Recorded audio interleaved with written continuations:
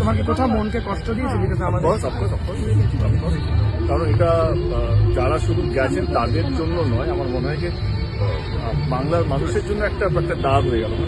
মানে আমরা একটু আর্ট প্রেমিক মানুষ, মানে এখানে প্রচুর বড় বড় ইভেন্ট হয়, প্রচুর বড় বড় সিঙ্গার্সরা আসেন, অরিজিৎ সিং এসছেন কিছুদিন আগে, এত বড় বড় শো হয় যেখানে হাজার হাজার মানুষ আসেন।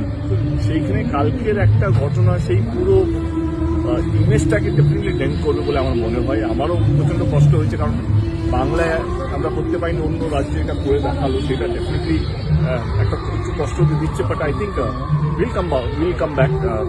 আমরা খুব স্ট্রংলি কাম ব্যাক টু দিসকে। যে ইমেজটা কালকে ডেন্ট হয়েছে সেটা অস্বীকার করা যাবে না। সেই ইমেজটাকে কীভাবে রিকভার করা যায় সেটা তো কালকে শুধু ইন্ডিয়াতে নয়, মেসি ইজ ইন্টারন্যাশনাল।